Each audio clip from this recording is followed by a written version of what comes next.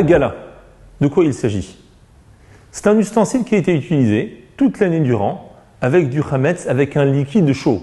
Un exemple très simple, on a fait cuire dans une casserole des pâtes. Comme vous le savez bien, les pâtes sont chametz. Mais les pâtes, ça ne se cuit pas directement dans une casserole. Bien évidemment qu'il faut au préalable chauffer de l'eau. Et donc, de quelle façon cette casserole a absorbé du chametz? À travers de l'eau chaude. Comment est-ce que dorénavant maintenant, pour Pessah, je vais pouvoir cachériser cette casserole? Alors, plusieurs étapes. Première étape, bien nettoyer la casserole.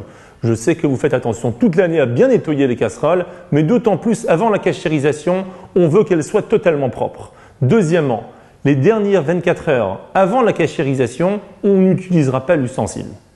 Troisième et dernière étape, l'étape la plus compliquée.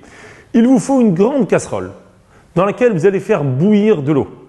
Et une fois l'eau bouillante, l'ustensile que vous voulez cachériser par agala, justement, vous allez le tremper totalement à l'intérieur dans cette casserole.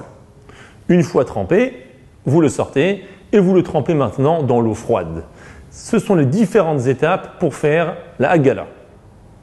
On a un autre moyen de cachérisation, dans d'autres cas de figure, qui s'appelle le liboun. C'est quoi le liboun? Tout ustensile qui a été utilisé directement au feu. Un exemple, des brochettes ou une grille, où il n'y a pas d'intermédiaire par un liquide, mais c'est un contact direct avec le feu. Le moyen de cachérisation, c'est le liboun, c'est-à-dire au chalumeau. Aujourd'hui, il est assez compliqué dans une maison, vu les moyens qu'on a aujourd'hui, de faire un liboun à la maison, mais dans différentes cachérisations publiques, on peut trouver un liboun au chalumeau. On atteint plus ou moins 400 degrés pour cachériser. On va de nouveau bien laver l'ustensile, qu'il soit extrêmement propre, et une fois qu'il est propre, on va passer au procédé de liboun, faire passer les différentes parties au chalumeau. Dans certains cas de figure, on va se permettre de faire un liboun qu'on appelle un liboun kal, un liboun léger. Donc de quoi il s'agit?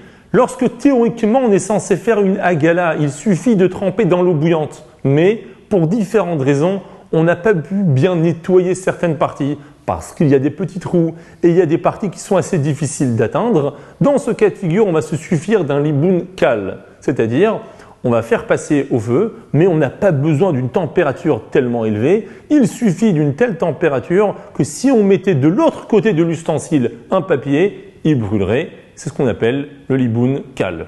Bon courage!